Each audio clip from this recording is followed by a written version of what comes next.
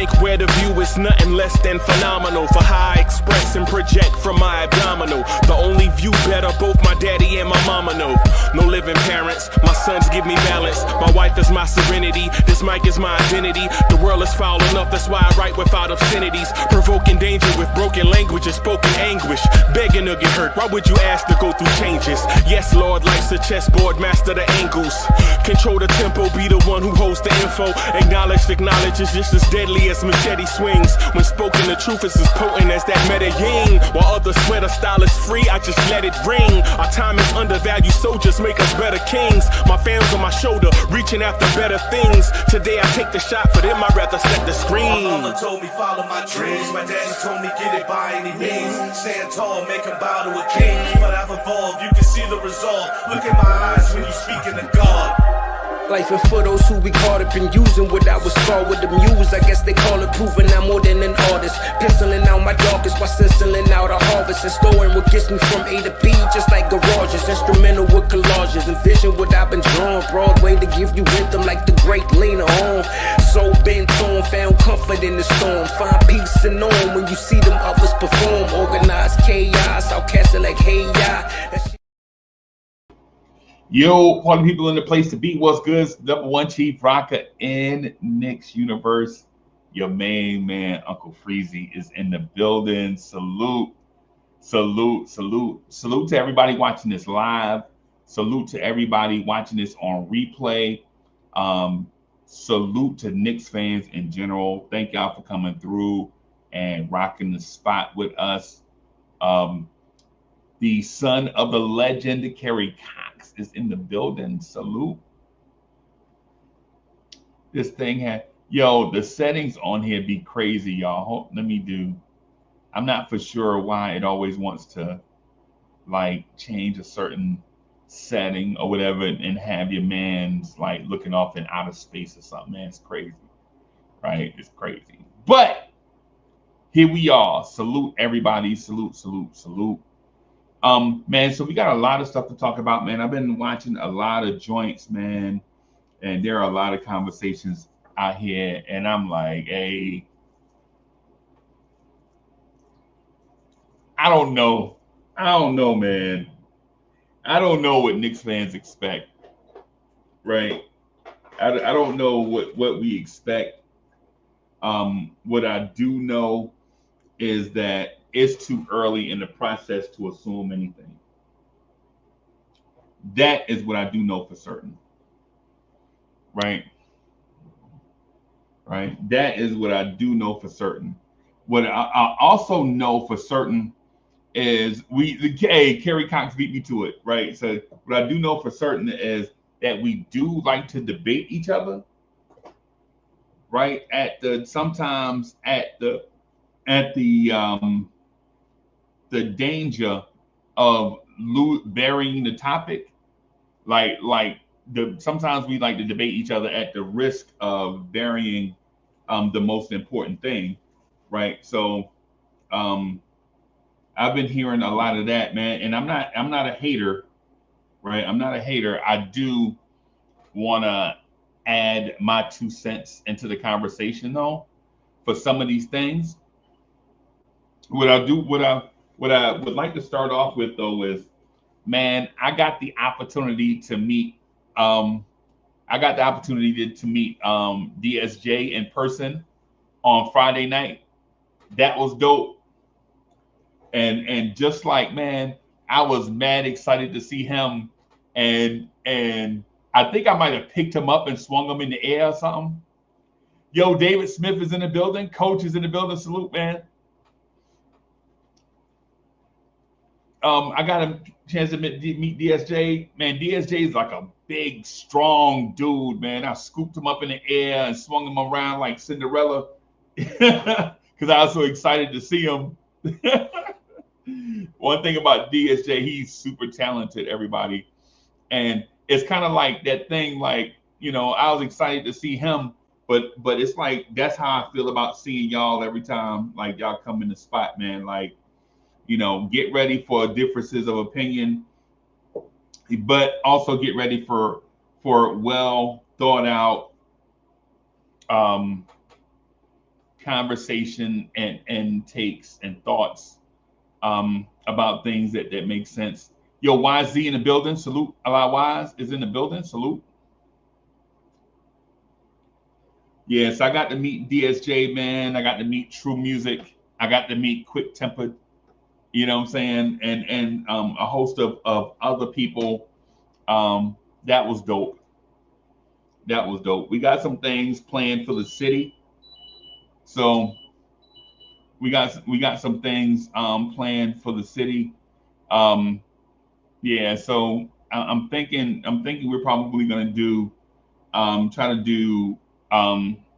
gonna try to be in the city about 2 or 3 times coming up here soon. I don't want to make any promises on when it'll be and how big the event will be and all of that, but so we're making some plans on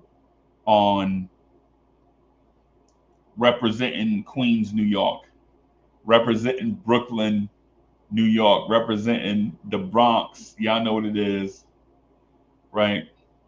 Y'all know what it is. Yeah, man. Yeah, man. Appreciate that, Kerry Cox. Appreciate that, man. So there are quite a few things I want to speak to, right? And I spoke to some of the topics, and I didn't get a chance to kind of drill down and elaborate on my feeling. Now, I may not be able to do that today because your input is important as well, right? I check out what it is that you guys have to say. I think it's important that you guys contribute to the conversation. You know what I'm saying? Keep those fingers busy, right? Keep them fingers busy, right? Because the thing is sometimes in a conversation, when you don't say your piece and you don't stick to it, you don't stick to your piece or whatever, you get like this level of frustration. Like, y'all don't know what everybody else is talking about, man. Nah, man, say your piece, man. Don't be scared. This is the thing I've been saying since day one, man. Like, this is a Knicks fans channel, right? This is a Knicks fans channel.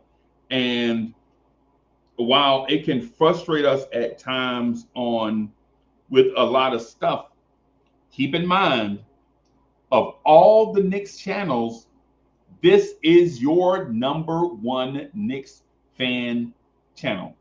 This place right here. And you don't have to just go by the numbers to know that. You see it for yourself. There are other channels with bigger numbers and stuff like that. They put out Knicks content, and salute to them for doing a great job. Right? Salute to them for doing a great job. Some of them I'm a fan of, right? But Lawrence Tears is the #1 Knicks fans channel. And the numbers, some of the numbers will state that, right? But it's not just about the numbers, it's how you feel when you come in and after you leave. Was your point heard? Did the host recognize what you said, right? And help you drill down deep into it, help you expound on your point, whether the host agrees with your point or not, right? Whether I agree from a basketball sense and theory with your point is not the main point. The main point is us exchanging ideas. And for those that don't like that type of content, I'll be honest with you, you are in the wrong place. But if you have thoughtful basketball takes that you want to share and talk about and drill down on, then this is the place. Right? This is the place. And just wanted to remind everybody about that. This is not like a linear place where one person says one thing and then expect everybody to fall in line with that line of thinking. Nah, we're all human and fans. And fans. Right? So, Summer League, in my opinion, let me do this. Let me do this. Let me do this. Let me ask y'all this. What were y'all thoughts on Summer League before I share? Y'all got to tell me what y'all thought. Now that Summer League is basically, tell me what y'all think. East Blue Jew in the building. David Smith in here. Musa was good.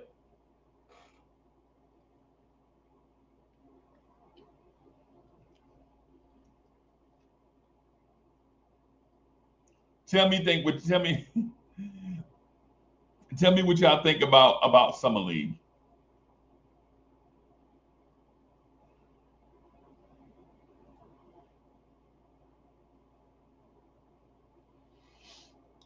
East Blue Jew says Summer League was rough, but I saw some diamonds in the dirt. Yeah. Yeah.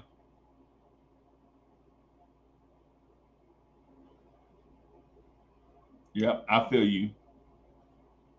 RT says we got some decisions to make. Yep. Yep. Coach says, what's his path to doing well here? Yep. Yep. Yep, I agree. David Smith said, you have to be a rocket scientist to know that Cat needs the ball more. Brunson should take less shots and assist more, especially to Cat and OG. And that Hart should play. That's the thing with me and David Smith. I'm with you. I don't think the Josh Hart part is where I have to take a deep breath. The Josh Hart part is where I have to take a deep breath. Right?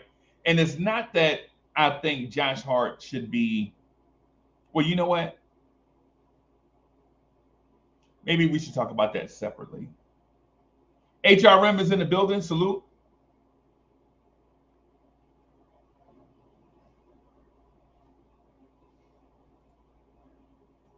LI1 says, Summer League looked like why my ex-coach didn't play them bums. All the young kids suck. I'm going to say, I'm going to agree, but I'm going to say temporarily suck, right? I'm not going to say they suck forever. I'm just going to say that for the most part, no one was impressive. Sherwin is in the building.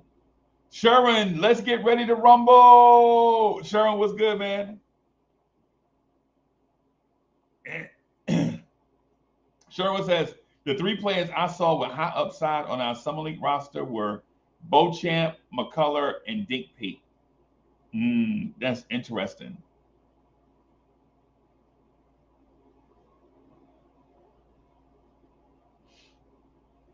Kerry Cox says, I dated a girl from Africa and said, diamonds are just rocks on the ground, not gem quality, but very common.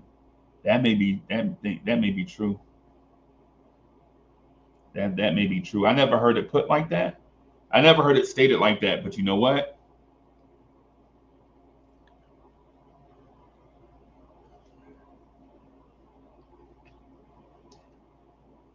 How about we start with Tyler Kolek?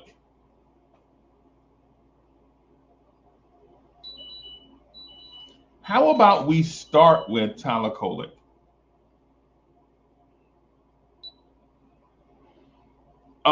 While I like Tyler Kolek, I even gave him a nickname. I called him TKO. Right? I call him TKO. Like, oh, TKO gonna be something. I am very not impressed with Tyler Kolek. I am very not impressed with Tyler Kolek.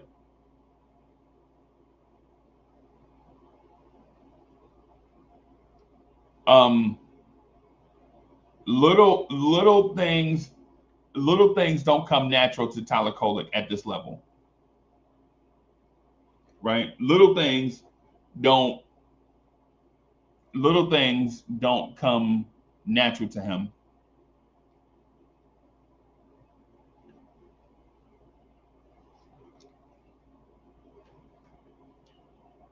While I never played point guard, right?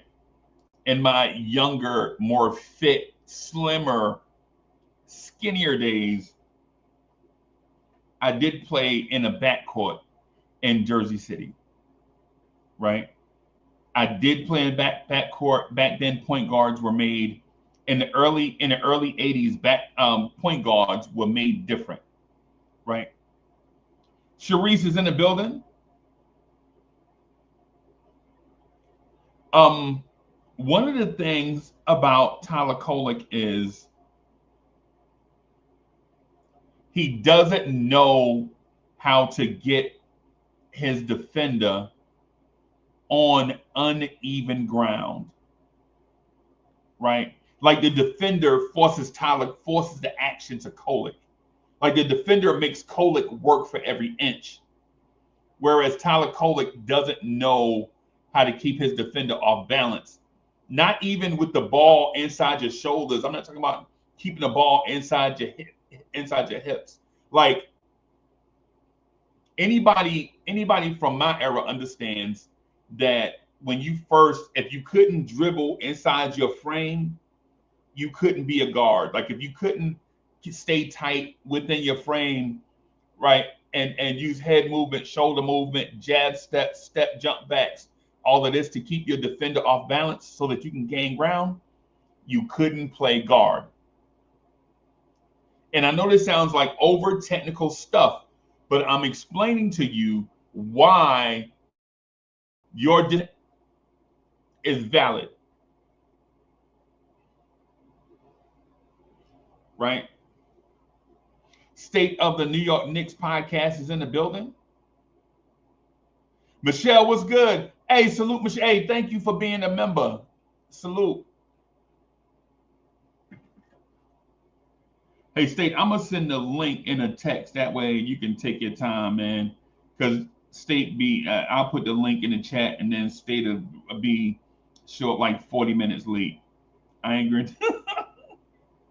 I'm going to send it to you in a text. That way, whenever you're ready, you know what I'm saying?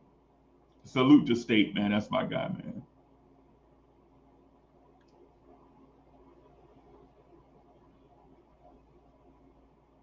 All right. Let me see. There we go. The Tyler Kolek thing frustrates you, and you have the right to be frustrated because some of these next level things for a point guard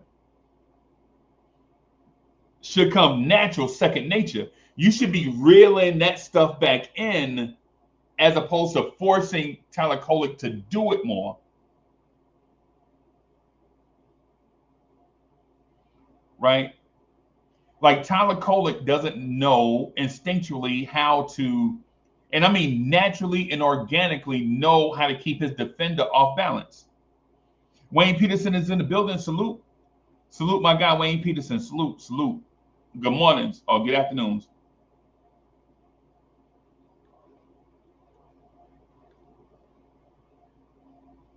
Tyler Kolek doesn't have that shake or foot speed or craftiness that keeps a defense, because you don't have to be fast. See Jalen Brunson, right? If you ask me, Jalen Brunson and Tyler Kolek might be similar athletically, right? Like they don't wow you with athleticism. They're pretty strong. Both dudes are pretty strong, right? But the difference between Brunson and Kolek is one dude is a masterclass at craftiness and the other one is not. Jalen Brunson is at every game, Jalen Brunson gives a masterclass in how to be crafty. And Tyler Kolek is still learning how to gain ground.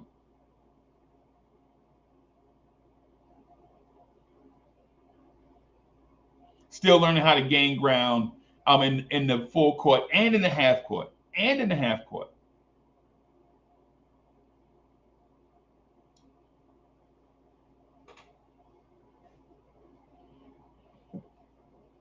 And while it sounds as if I'm like diminishing, it sounds like I'm diminishing Tyler Kolek. Nah, that's not what I'm doing. I'm just grading what I saw. Am I throwing Tyler Kolek away? No, I'm not. But he doesn't gain ground efficiently, right? Give an example. When Tyler Kolek does get the defender off balance, he's not quick enough. He's strong enough, but he's not quick enough to get that defender on his shoulder or hip and move that defender in the direction that Tyler Kolek wants to go.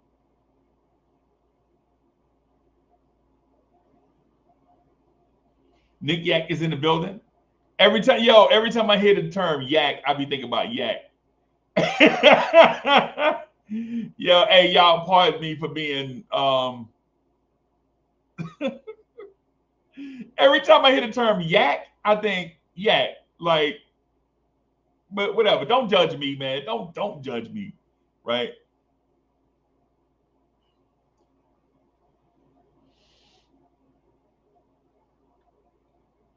So my Tyler Kolek thing, man, just yeah, don't take it. Sherwin is seasoned. I'm gonna say that. When you see Yak don't talk back, that Sherwin is seasoned, everybody. So that's a term from a while back. So, but I ain't gonna steal his thunder. I'm gonna let him.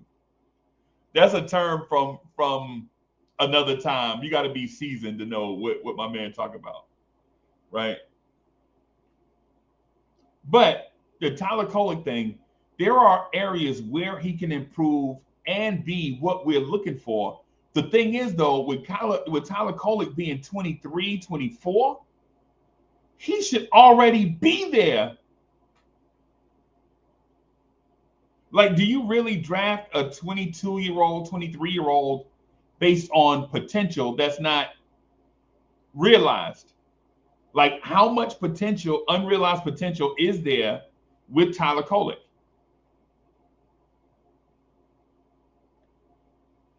Right? The Tyler Kolek thing, we should be looking at refining what he already has. He should already be tapped into his potential, and we should be sharpening the skills. We should be sharpening the knife with Tyler Kolek and not making the knife, if y'all understand what I'm saying.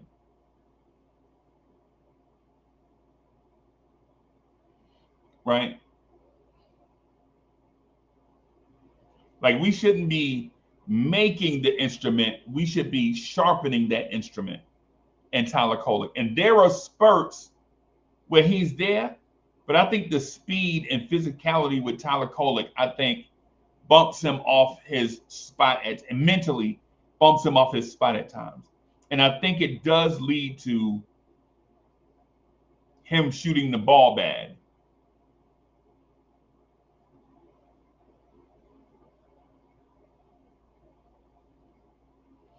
Right? So the thing is, how much of a leash do you have with Tyler Kolek? I think that all depends on what type of guards you have ahead of him.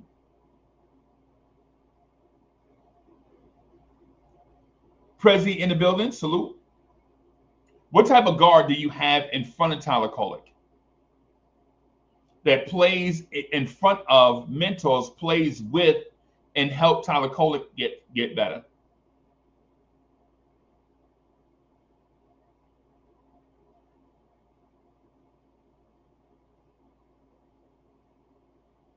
So if you bring in a veteran point guard that's going to play significant minutes, that can help Tyler Kolek get better in practice. Remember, they didn't practice last year. It's one of the reasons why these kids look whack. They didn't practice last year and they didn't play last year. So how are you going to get better if you don't practice and you don't play? Right? Is this like their redshirt rookie year? For the young kids, for the Ariel Hukporti and Dadiet, yes. For the older rookies, no. Y'all played in great conferences. Y'all played against tough college opponents, right? Y'all had great coaches at the collegiate level. We can't give you the pass, so to speak, that we can give Ariel Hukporti, Tyler Kolek, James Naji, and those guys. Those guys were raw Euro talents that may have played in the league, but they didn't get development, right? But Tyler Kolek and Kev McCullough, and Kev McCullough to a lesser extent, because he got injured in his last year in college, and it kind of rolled over to his rookie season in the NBA. So I can give Kev McCullough a pass. Tyler Kolek, however, as a leader of a team in an offense, I can't really give him a pass. I gotta have him be more aggressive. He's got to be more aggressive and more assertive. Because if you're being smothered by G League, or not G League, I'm sorry, if you're being smothered by Summer League defenders,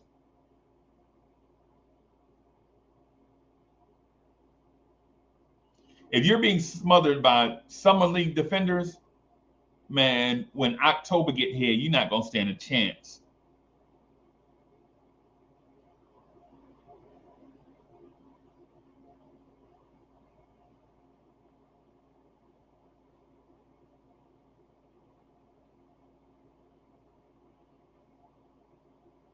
But is there hope for Kolek? I think so. I don't know if his development is gonna fit our championship timeline, because ultimately, all the stuff we talk about, is like just one topic that contributes to the major topic. The major topic for us, everybody in the chat, is championship. I don't care if Tyler Kolek develops into 50, 40, 90, 13 points a game, 6 assists, 50, 40, 90. If we don't win a chip, none of that matter.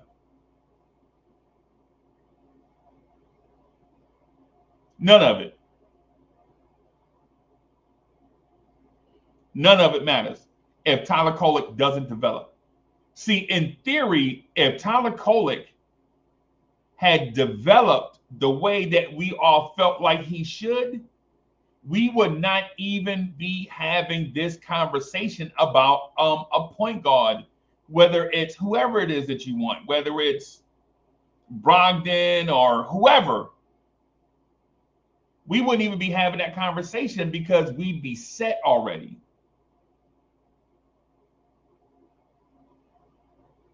You would hope that a 24-year-old NBA point guard can hold his own in third string point guard minutes.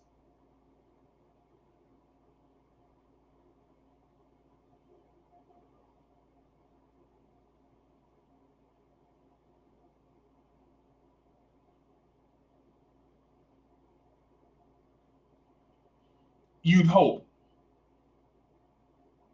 that Tyler Kolek presents that.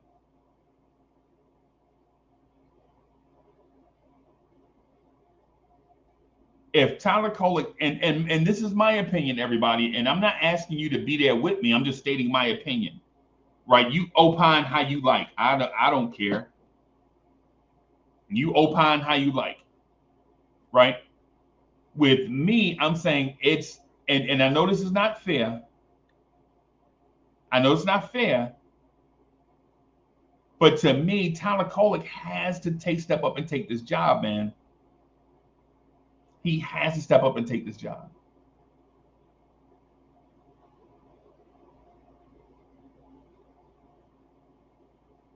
Those are my thoughts on Tyler Kolek.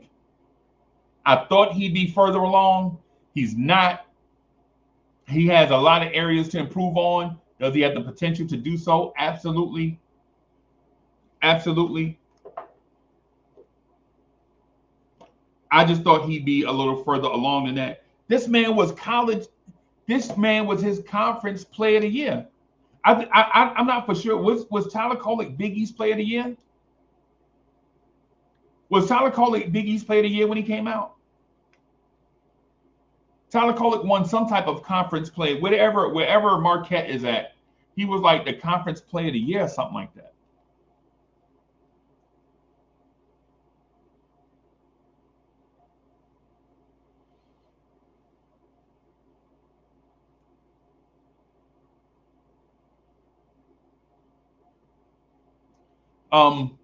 One of the other things that disappointed me too, and it's not even his fault, right? I think was the coaching fault. I felt like Ariel Hukporti should have dominated the entire summer league.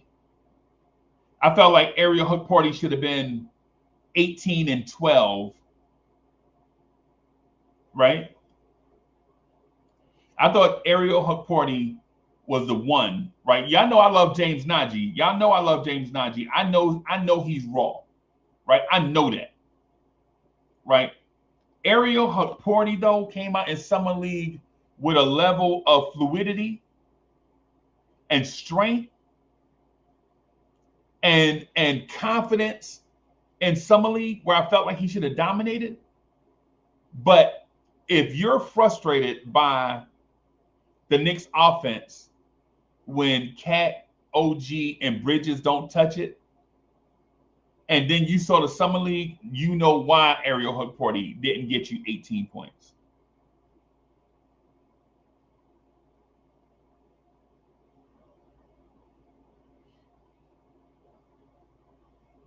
When you watch Tyler Kolek struggle to bring the ball up, and then you have to bring Ariel Hukporti up just to set a screen so Kolek can get a view of the floor, that erases a little bit of Hukporti's offensive openness, if that makes sense.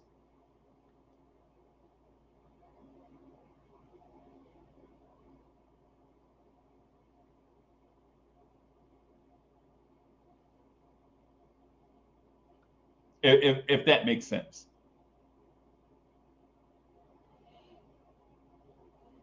I watched 3 of the summer league games in its entirety, and I caught half of one, and then I completely missed the last game. I didn't even care to watch the last game, right?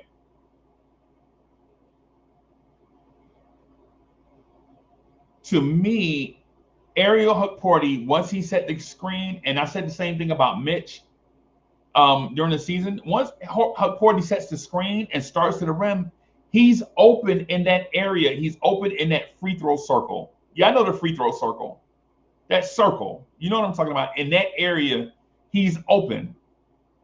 Can I get Hukporti the ball right there and have him make a basketball move and attack the rim? Yes, in my opinion, absolutely.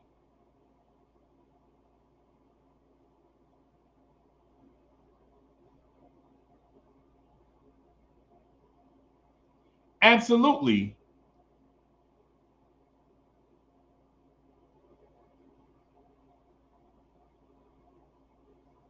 Absolutely. Ariel Hukporti is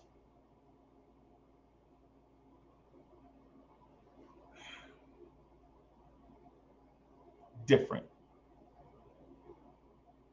Ariel Hukporti is different than the bigs we usually have here.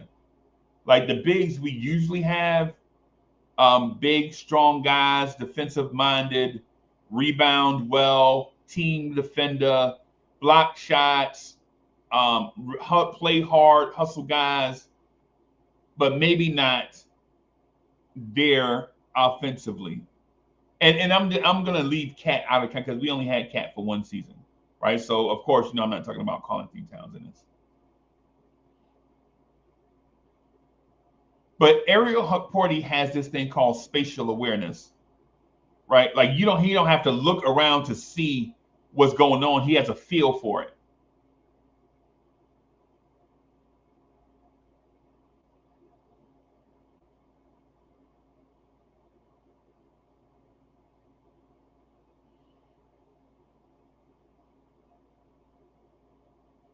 I think my guy never got the opportunity to showcase what he could do because there was so much ball pressure on the guards.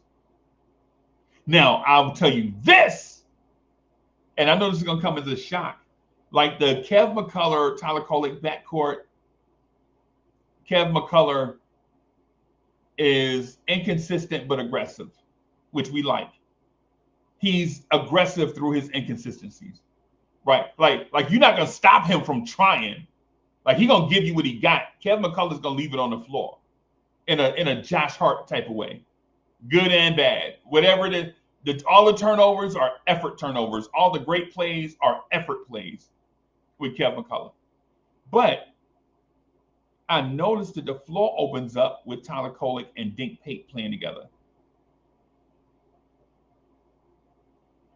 Dink Pate is more fluid of an athlete, more shifty organically. Like he doesn't have to work the defender. He's a change of pace strider. Sometimes he'll beat you with long strides. He'll snap you off, change direction, shuffle one way. Dink Pate is more of a natural, fluid athlete on the floor. And I noticed when all of the bigs played with a more fluid, open style, you saw them be able to dominate their matchup. But anytime you have to fight inch by inch by inch, it just frustrates, you know.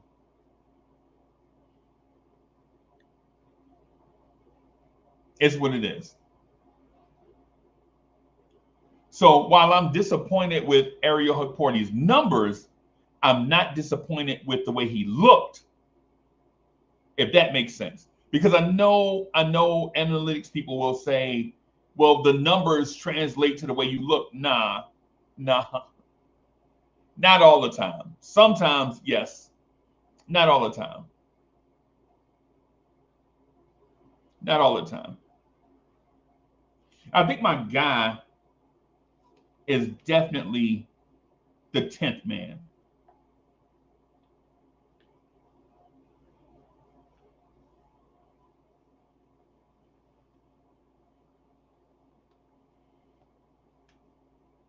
I think my guy definitely is the 10th man, considering the top four of Brunson, Cat, OG, and Bridges. Brunson, Cat, OG, and Bridges, your top four. And then your next three are Mitch, Deuce, and Josh. And then your two free agent signings are Clarkson and Yabusele.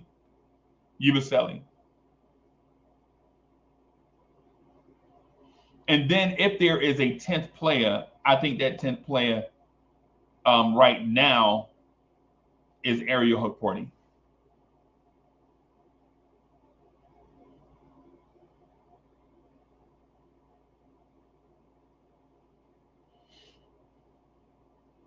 Right. So while I'm down on Hukporti's numbers and what they look like in Summer League, I'm super excited about how he looked. I think he's the piece when you put him around playmakers, you'll see his game open up.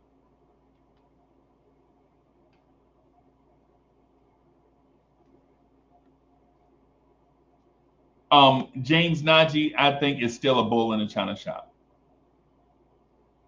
Right? But just the fact that you saw James Naji in Summer League, right? You're thinking like, is this dude gonna be Louis Labarriere? Y'all remember Louis Labarriere? Nobody? Anybody? And somebody in the chat tell me if you remember Louis Labarriere. The Knicks had his rights, acquired his rights in a trade. He was a Euro. Anybody remember 6'8" from France? Louis Labarriere. Anybody remember him?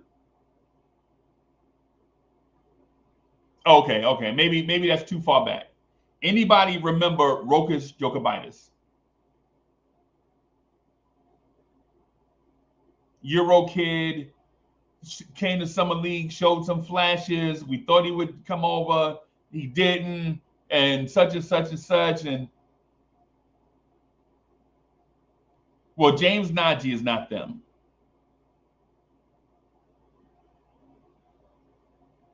James Naji is not them. James Naji looks like a NBA center, a rotational big. At this point, he looks like a rotational big.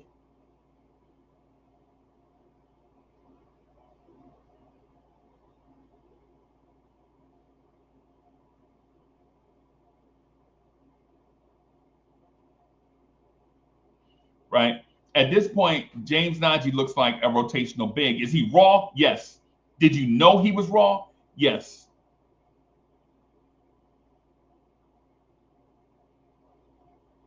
Right? Does he look rusty? Yes. Coming off of a torn ACL?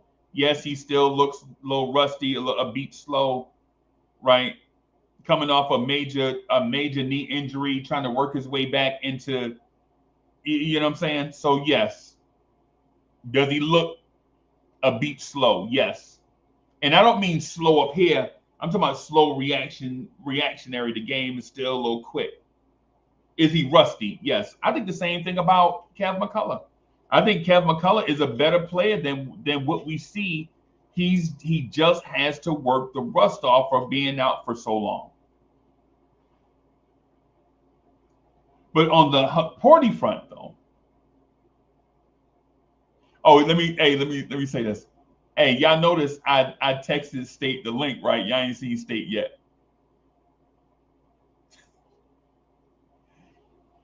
Yo, y'all notice I texted State the link, right? Y'all ain't seen State up here yet. That's my guy, State. My guy, I love State, man. That's my dude. State, where you at? Don't put the link in the chat. You know, I'll send it to him. I'm gonna send it to him on X.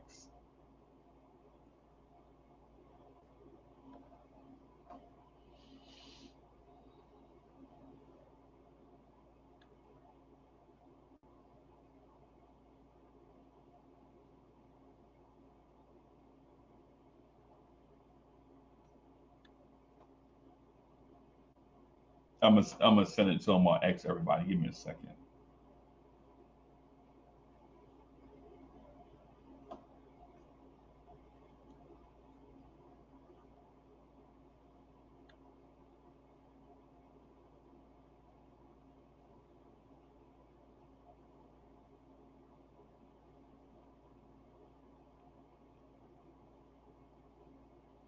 Man, we got a lot of DMs in here.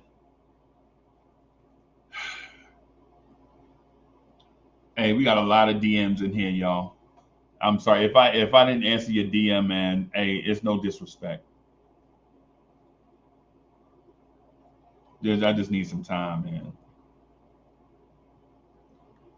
Yeah, so if I ain't answer you on X, I can guarantee you I haven't answered you on IG. So no disrespect, man. Just I'll try to do better. That's it. All right. So the Kev McCullough thing, I think there's something to this kid's game. I know he's a man, but there's something to this kid's game that I think is NBA value. Keith Turner's in the building. Salute.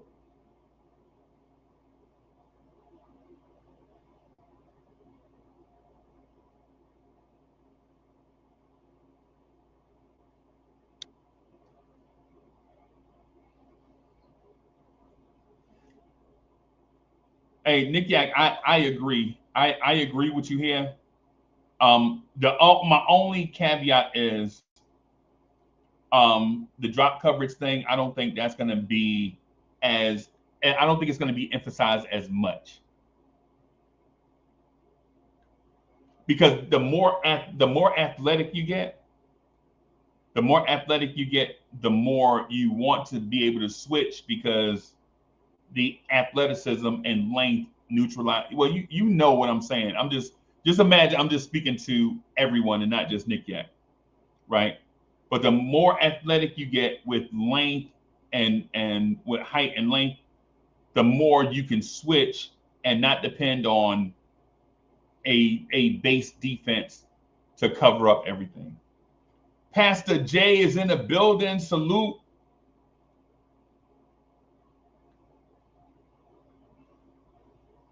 Right, Pastor Jay, salute. And RT says expecting every player to do good in summer league is insane. Yep. And so we live by this thing called the law of large numbers, right? The law of large numbers, meaning the more chances you get to find the gem, the more likely it should be that you'll find the gem.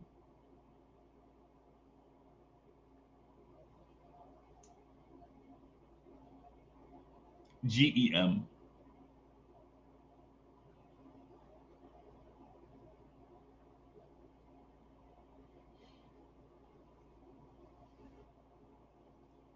Keith Turner says the issue with Huck is I don't think he's better than James Naji. I don't think he'll beat him out. Oh, that's interesting. That's something maybe we could talk about that and something we definitely need to talk about.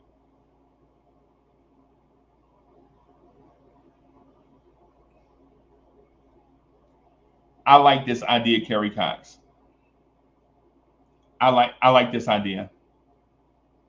And it gives you a mentor, and it gives you a championship mentor. It gives you a championship mentor. But let me so I have a thing, and I want to talk to y'all. I want to talk to y'all about this, and I want to be honest about it.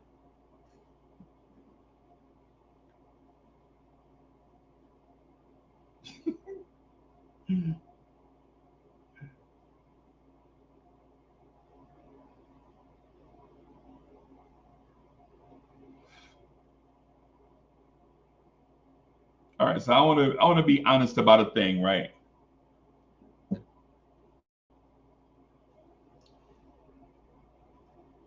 While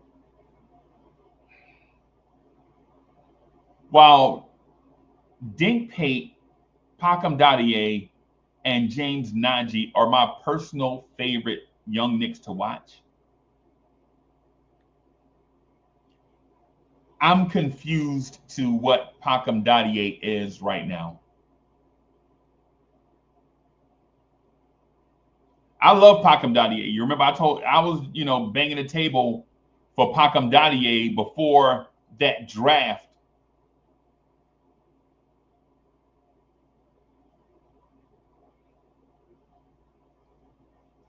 Dadiet, Ryan Dunn, and Ulrich Shamshi is what I wanted out of that draft. We got Dadiet. I'm glad. I wanted Ulrich Shamshi, the guy that went to Toronto. I wanted Ryan Dunn, the guy that went to Denver that was traded to Phoenix. And I wanted Dadiet. Right now, though, I'm confused to what he is. Because he looks. Yeah, Sharice, I'm gonna get to. It's just I have to do it in order. Yeah. Relax. I'm drilling down on. I got it. I got you. I promise. I can't just show up here and be like, everybody sucked. Such and such look good. All right, everybody. I'll see you later. And now we got to talk about it, man. We got to talk about it. I promise you. I got you.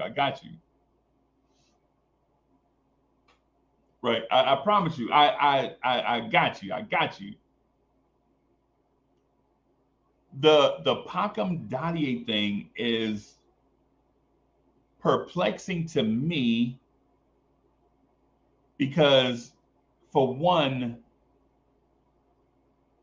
I thought he was a 6'8" guard when we drafted him. And when I saw him in Summer League, he looks like a 6'10" do-it-all wing type guy. Now, I'm not telling y'all he's officially 6'10". That's not what I'm saying. What I am saying is Dadiet is a very tall, athletic guy and a smooth athletic, not an explosive athletic. Y'all know how I do the comps all the time. I do the Vince Carter, Tracy McGrady comp. When you talk about athleticism, you could be a smooth athlete like Tracy McGrady and get there, right? Or you could just be an explosive athlete like Vince Carter and get there, right?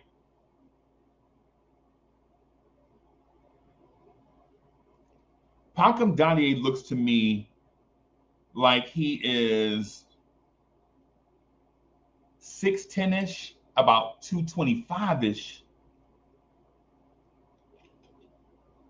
And I don't know, and I'm not saying he is either of these things. I can't verify, right? But he looks bigger than Modi, Muhammad Diawara. He looks bigger than him, right?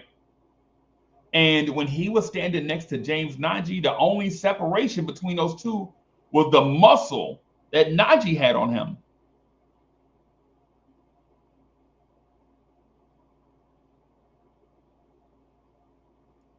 I'm not for sure what he is now. What I will say is that his three-point stroke looks fantastic. It's fluid. It's a fluid three-point stroke. You don't see any hitch anyway. You don't see a hitch in the catch pocket. You don't see a hitch in his elbow raise. You don't see a hitch in his wrist. Everything is fluid. Like if you're, it's like watching an example of a smooth stroke is Carmelo Anthony, right? Where there's no hitch in his stroke. Kevin Durant, there's no hitch in his stroke, right? Now, does that translate to knocking down threes? No, it don't translate to nothing. It just means he has a smooth stroke. Don't mean he's going to be 45% from three. Just mean he has a smooth stroke at 19 years old. Thing I did notice about him, when he was guarding Ron Holland in that first game, Ron Holland hit some hellified tough shots over him. Ron Holland hit some hellified tough shots on him. And what it looks like on paper is that Ron Holland was making shots over Dadiet. Similar to last year when the kid from Charlotte, Brandon, what's the kid from the kid from Charlotte?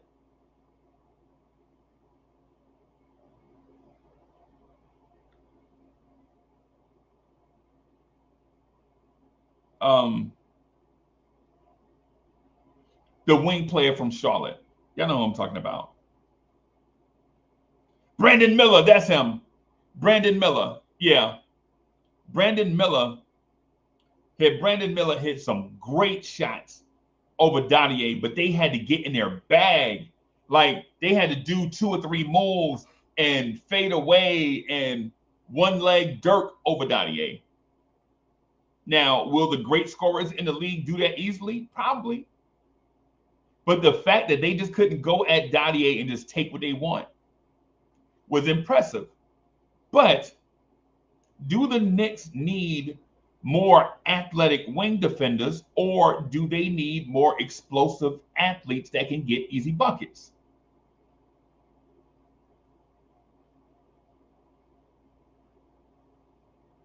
Do the Knicks need more long athletic wing players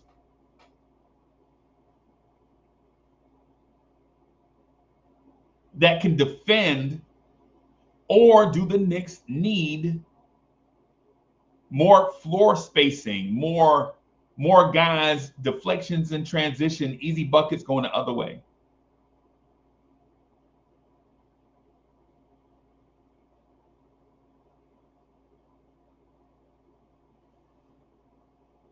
Hey, Nick Yak, I agree. Kolek's defense is not an issue. That's a non-topic at this point.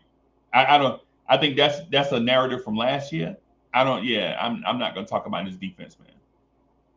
That's a last year topic.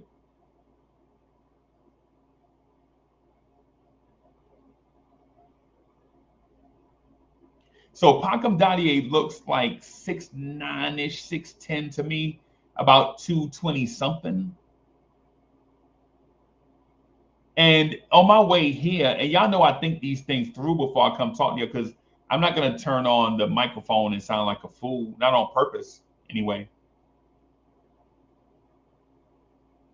And sometimes, and truth be told, sometimes all of us are out in left field by ourselves, right? But I don't do that intentionally, right? But here is my out in left field thought. If Pankam Dadiet continues to grow, are we going to consider moving him to the 5? If Pankam Dadiet is 6'11", do we consider Pankam Dadiet a stretch big? That a switchable stretch big?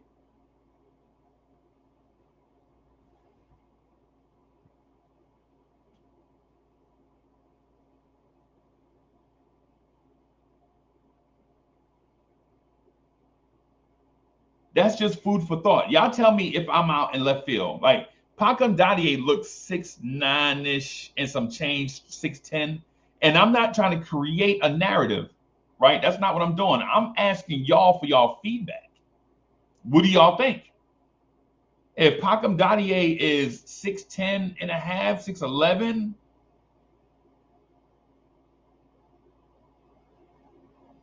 do you play him in small ball 5 minutes? That way, and I'm talking about down the road. I'm talking about down the road, right? I'm talking about next year, and things of that sort. Do you play him and Hukporti and Diawara together? Can that be a thing?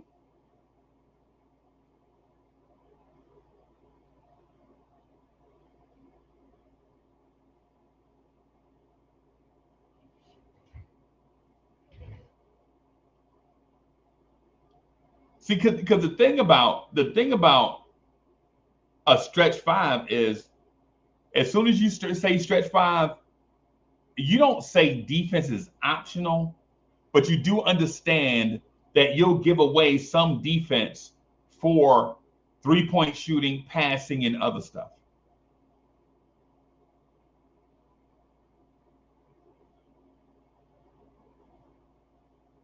Just food for thought. Like, I'm not trying to rock the boat. I'm not saying the Knicks found their center of the future. I'm saying Pankam Dadiet is huge.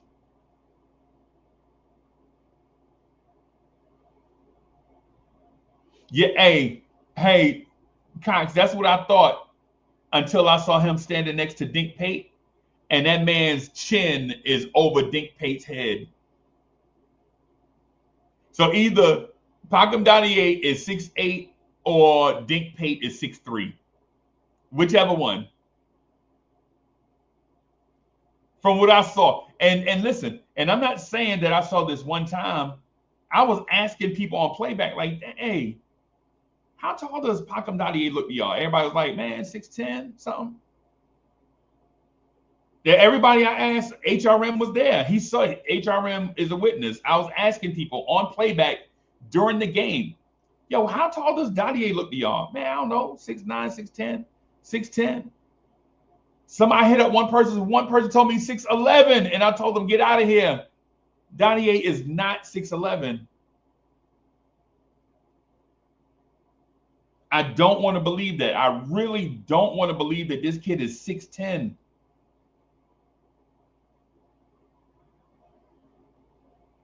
Yeah, HR, yeah. Did you see? Yeah, you feel me? HRM brought up the play where Kenny Lofton barreled into the paint and bumped into Dadiet, and Dadiet just stood there with his hands up. I was like, yo, what the hell? Whoever the Knicks fitness trainers are and such, whoever they are, they deserve a gold star. Whoever the Knicks training staff is that bulk these guys up and get them stronger, I'm going to buy them a coffee one day.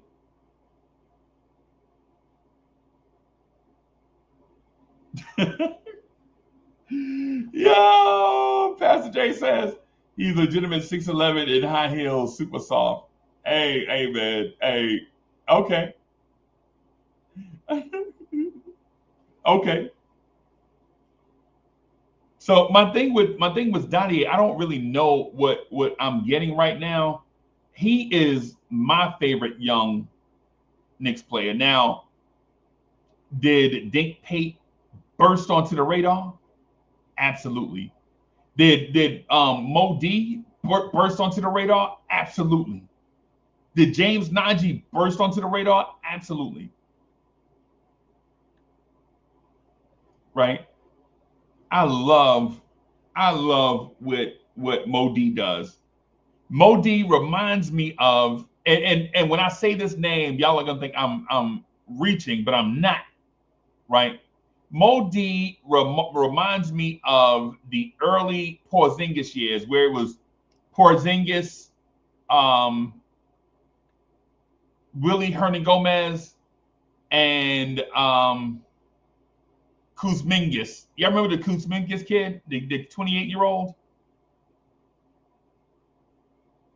The dude, the Euro, Kuzmingas. Y'all remember him? The 6'9" rookie. He was like 28, came over, played 1 year with us, and went back. But he was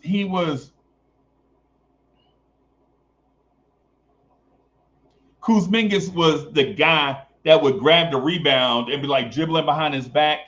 And we like, yo, the Euro is dribbling behind his back. Y'all remember that? Hernan Gomez, Porzingis, Kuzminskis, I think his name was. He's like the 6'8", 6'9" guy that would grab a rebound with one hand and be like trying to handle, and all the guards would be like, yeah, give me the ball. And he'd be like dribbling or whatever. And then if you gave him a look from three, he like knocked down the three, nothing. But they wouldn't pass him the ball. That's what Diawara reminds me of. He reminds me of a jumbo wing that can grab a rebound and push the pace. Right? That's what Mo D reminds me of. Like a guy that is so fluid athletically. And I'm not saying Kuzmingas was fluid athletically, but he was surprisingly athletic. Right? A guy that could grab a rebound, push it, make the right decision in transition, and even make the right decision in the half court. And East Buju says, Mo D is better than that dude. Yeah, I'm speaking to the archetype. Yeah. I'm speaking to the archetype though. I'm not speaking to the level of, yeah. Like I'm not saying Mo D is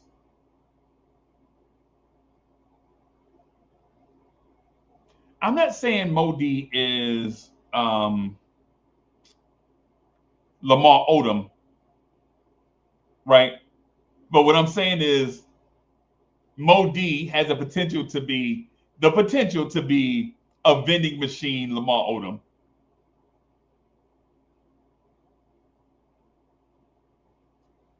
I think and yo, and the official payback, yeah, listen, I'm with you, man. I like the way that he moves with the ball.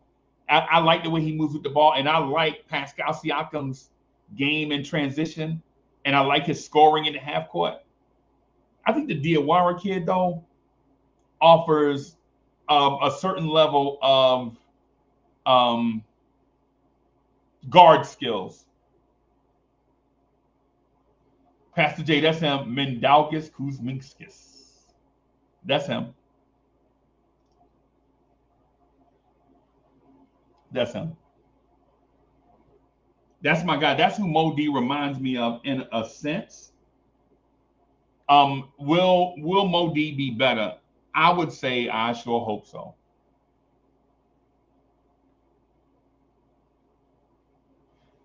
I would say I sure hope so. I think the Knicks have a moldable piece of clay in Mo D. Mo D is a moldable piece of clay. In the right hands, I think Mo D can be that guy drafted in the second round that makes an all-star game. In the right hands. In the right hands. Potentially. Do all NBA players reach their potential? No. Right? So we're not going to, so I don't want to talk in extremes, right? I'm saying that the potential is there. Will he realize that potential? Man, hundreds of guys in the NBA don't realize their potential every season. And if Mo D is one of them, but if he does,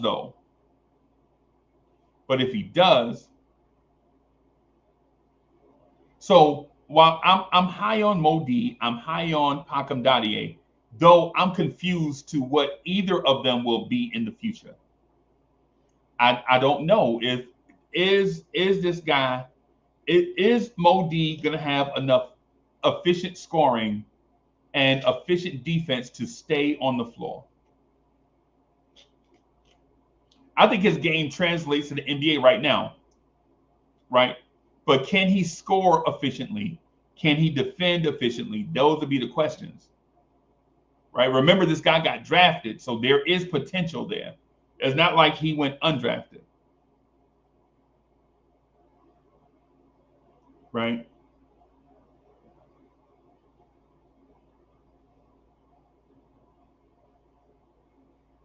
So I want to talk about Dink Pate, right? I want to talk about Dink Pate and James Naji together, and then I'm going to talk about Mike Brown's rotation.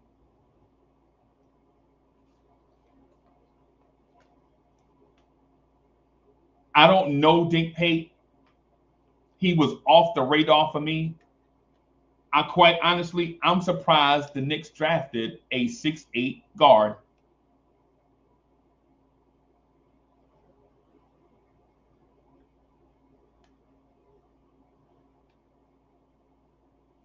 Right? I never scouted Dink Pate. So everything I see about Dink Pate is from Summer League. Right? I'm just strictly going off what my eyes are telling me and not people's opinion. No disrespect to people's opinion, but y'all know from being around people that opinions can wildly vary. Y'all know that. Y'all been sports fans for years. Y'all know that people's opinion on whatever can vary. What I see from Dink Pate is a very shifty guard that can be a very good NBA player. Now, what are the drawbacks for Dink Pate, right? Let's talk about the drawbacks for Dink Pate just really quick.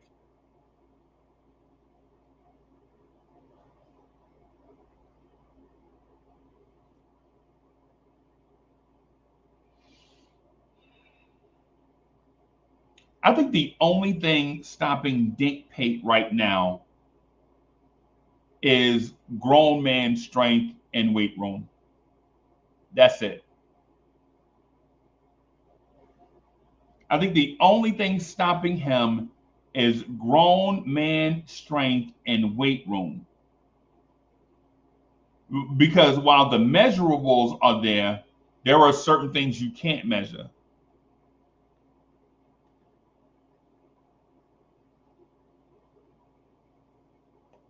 There are some things you can't measure.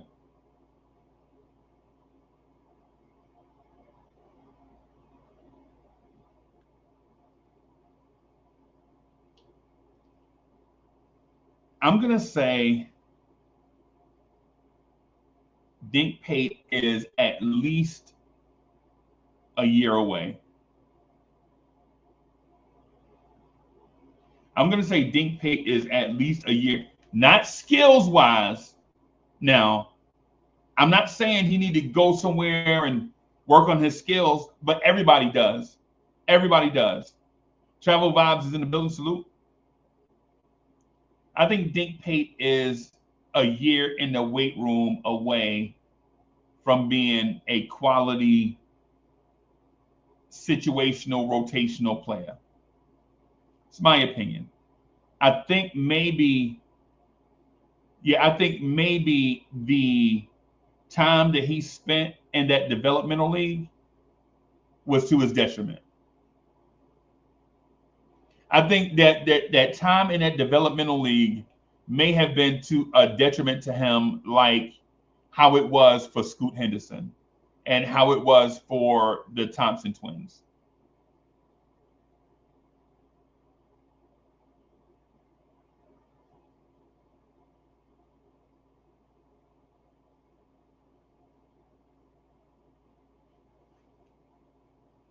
I think some strength. You can see it on his shot where he has to get stronger in the base, where it's not launching into a shot, but just like elevating smoothly into a shot. He gets bumped off his path a little bit. Once all of that is fixed, I think he's got real NBA potential. So if you're not a Dink Pate fan now, what I would say is keep an open mind about Dink Pate. Don't throw him away as a summer league name that you'll probably never see again. Keep him on your radar. Keep James Naji on your radar. I think Dink Pate offers the Knicks a step into the future where guys 6'8" can handle the ball, initiate offense, do multiple things offensively, give you roster flexibility, give you offensive flexibility, give you defensive flexibility, give you developmental flexibility, things of that sort. Right? I'm gonna ask you to be fair with Dink Pate. Don't throw him away. Just keep him on your radar. Right? He just needs some time in the weight room, not just gym, but in the weight room, training, eating right, getting stronger.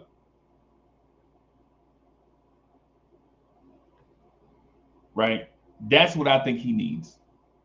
Right? Now, if it sounds like I'm going to the extreme one way or the other, for the Dink Pate lovers, it's going to sound like I'm hating on him, saying he's not ready. That's not what I'm saying. And to the Dink Pate haters, it's going to sound like I'm calling him the GOAT. That's not what I'm saying. What I'm saying is, of all the guys, all the young guys, I think he needs the most weight room training. And what I'll say to you is, you see what Dadiet look like now compared to last year, right? Think about a year from now what Dink Pate is going to look like.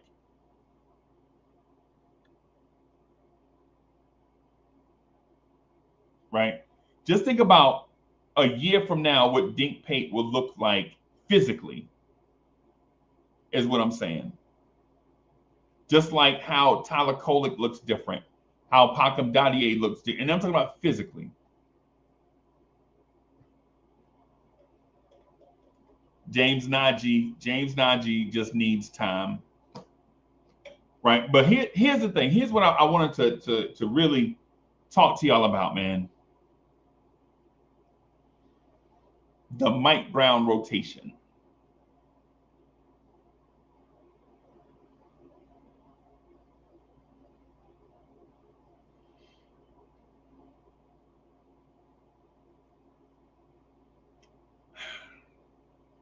I'm concerned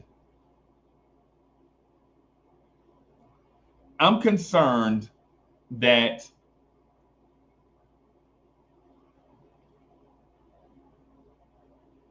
we have tibitis about Brown's starting lineup.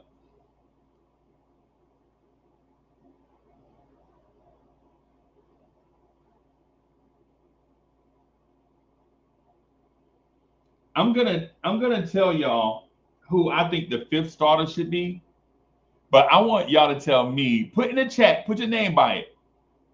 Right? Cat, Brunson, OG, Bridges. Who's the fifth starter?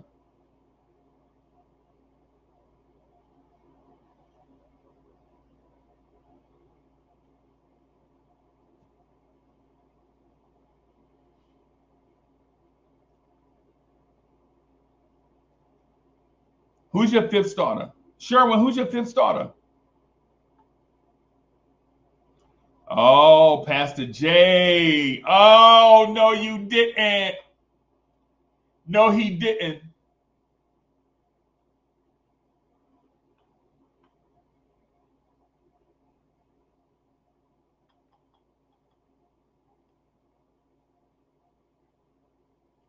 Sherwin says Ben Simmons.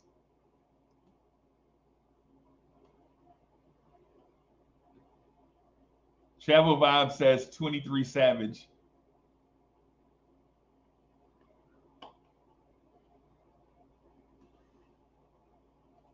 David Smith says Cat has to start. What kind of question is it? Hey, you got to pay attention, bro. Don't be slow on this one. You gotta stay focused. Who is the fifth starter? David Smith, you got to catch up with us on this one. Who is the fifth starter? I think he think we trying to throw Cat away. You got to catch up with us on this one, man. You got to be in the moment with us on this one. I already named 4 guys. I already named Cat, Brunson, OG, and Bridges. Who's the fifth starter?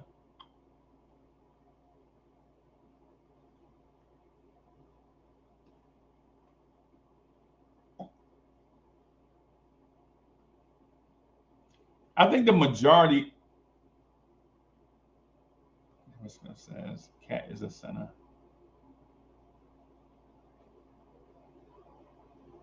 What? Okay, all right. Okay. Everybody, who's the fifth starter?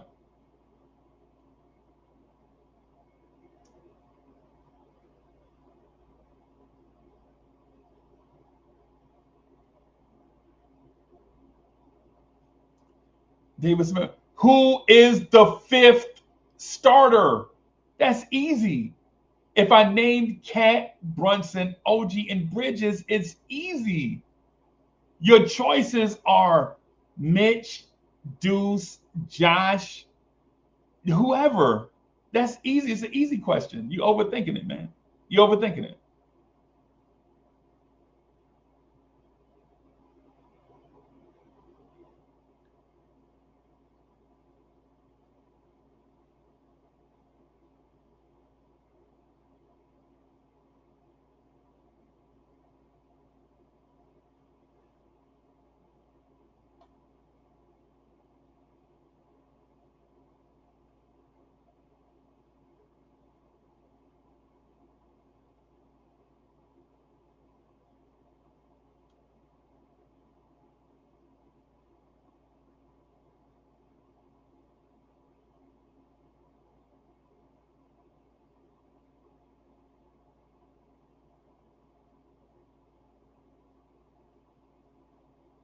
So so here's the thing, right? Here's my thing with the starters.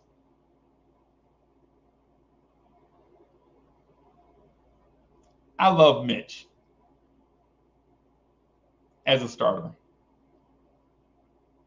I love Josh as a starter in this system, not in Tibbs' system, but in this system, I love Josh as a starter in this system. I don't love Deuce in this system as a starter. I don't love Yabusele as a starter in this system.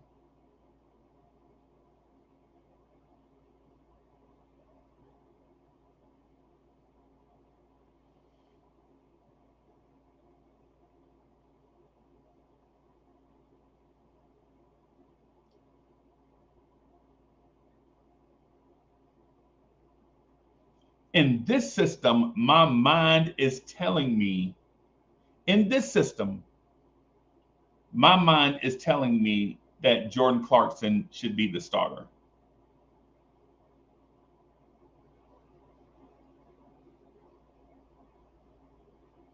in this system. And I'm going to say some things about Jalen Brunson, and all the Brunson have is going to be outside my house, like trying to get in my gate to like throw Molotov cocktails at me and all that stuff. I don't think Jalen Brunson is athletic enough to push the pace in a Mike Brown system. I think he's the opposite. If you want to slow the game all the way down and meticulously pick apart a defense, then Jalen Brunson is your guy. But if you want to put speed and athleticism on the floor in a Mike Brown offense, right? Remember, the system is supposed to be about speeding up the game, pace, and space.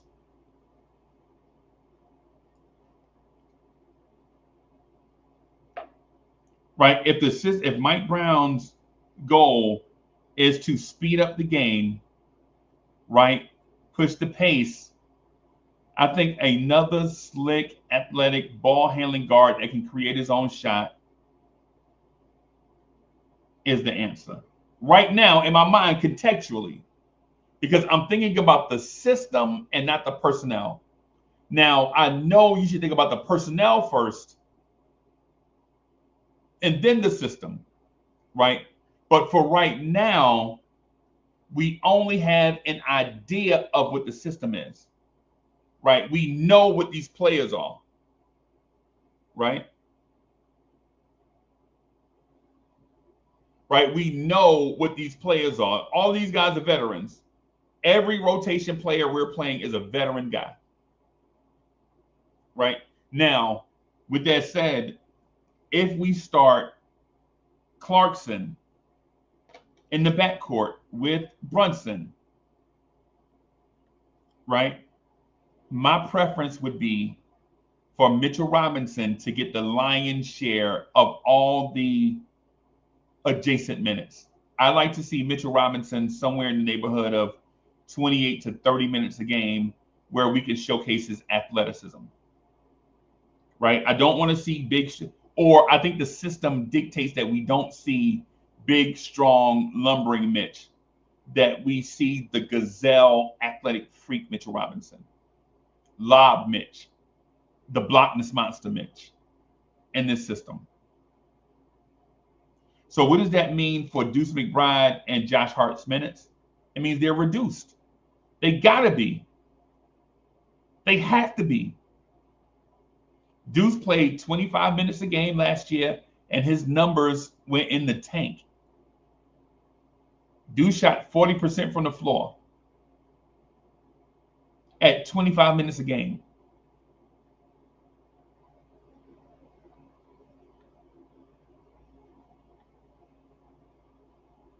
We got to reduce Deuce's minutes. We have to. Deuce is a better player if he's in a certain role with a reduced role. Not that he's a bad player, but his numbers dictate that when he plays more, he's less efficient. And I don't think that's going to improve in year 5.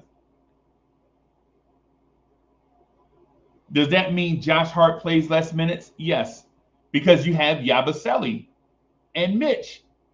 Why do you need Josh Hart playing jumbo wing when you have Yabusele and Mitch? Mitch is the one true defensive center on the roster. Mitch has to play a lot of minutes, and you have to feature him on offense. But in a Mike Brown pace and space system, and mind you, I'm talking about the system, everybody. I'm not talking about favorites, who my favorite player is, or who I like versus who I dislike. What I'm saying is when teams run up and down the floor, they generally don't run up and down the floor with 2 7-footers on the floor at the same time.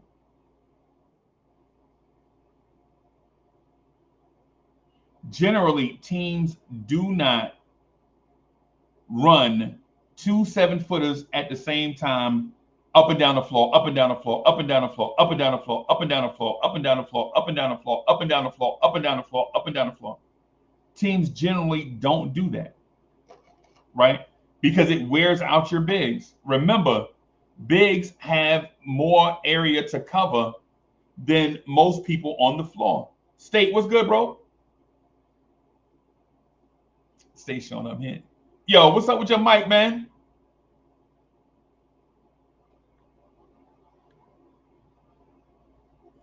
State showing up. He ain't even ready.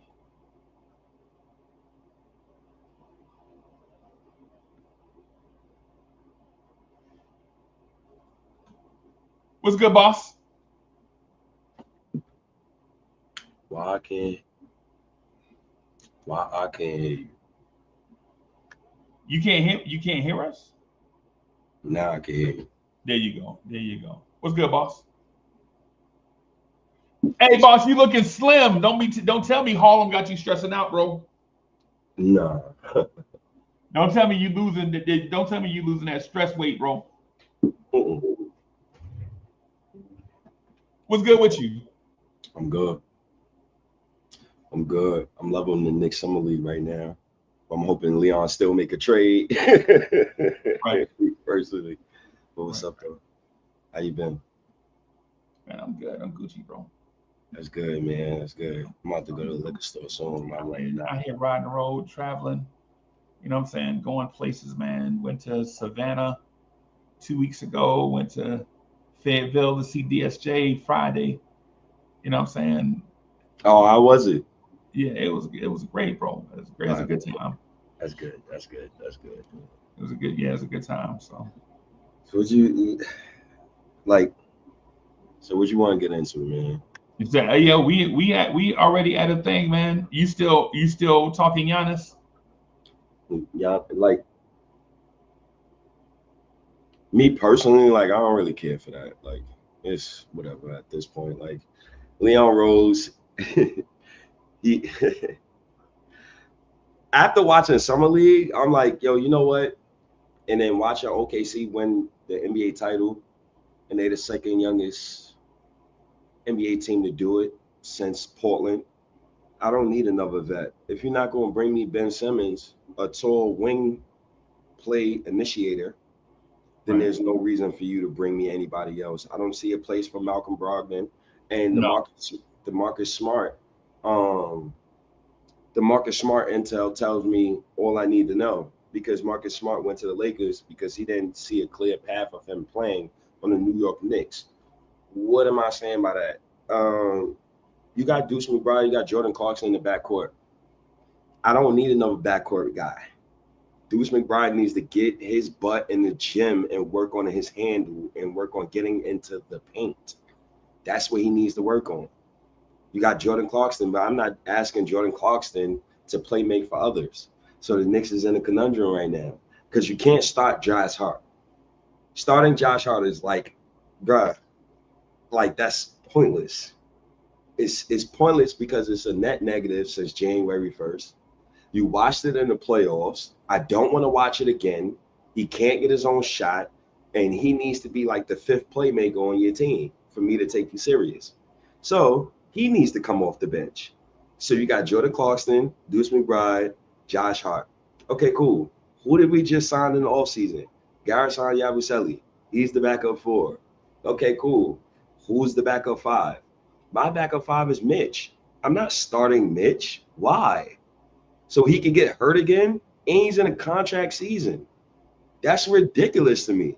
So Knicks fans want to see 4 players who can't dribble the basketball next to Jalen Brunson. Just so Brunson can ISO again for a whole season. I'm good on that. Yeah. I'm totally good on that. So then what's the next option after that? If you don't want to start Mitch or Josh Hart, Mike Brown going to have to go outside of his lane and start a young guy. Like he's going to have to do it this season. And it helps with the starting unit and it helps with the bench, in my opinion. Now, even if you want to start Mitch, okay, you start Mitch. Who is dribbling the basketball after Brunson? OG can't do it. It's not his game. I don't want to see him dribbling basketball ever again after that Indiana series. Mikel can't do it. It's not his game. Deuce can't do it. It's not his game. So I think putting a young guy in the starting lineup like Mohamed Diallo or somebody else, it will offset that issue because there's no game plan for that. And then when I look at his skill set, I'm like, okay, he's 6'9", 6'10". He's long as hell. Pause. You could play make with him. He got the ball, went coast to coast a couple of times. He could defend. The only thing, he can't block shots. He had 0 blocks in summer league. I don't know how you got 0 blocks and you got a 7-foot. I don't know. I don't. Yeah. We'll fix that because he had 1.3 steals. So he puts his hand up. We'll fix that. But I don't like the starting 5 right now. So I think that's the main concern for me. And the Knicks need to find a way to rectify that. But I noticed that Mikal Bridges is still not signed. So, and I wouldn't sign him. I wouldn't re-sign him either. I would trade him if I was the Knicks. That's just me personally.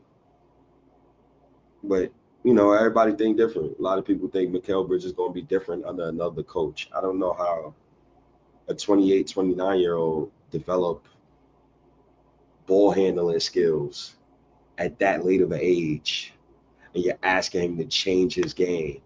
No, I want him to be who he is. And the only way he can be who he is, Freezy, is if he's at small forward. Yeah, I understand where you're coming from. I think that the roster is void of the guard archetype that you and I want to see. Yeah, like Dink Pate. Yeah, like a shifty guard that can get in the creases and attack the defense, make the defense collapse. Like we don't have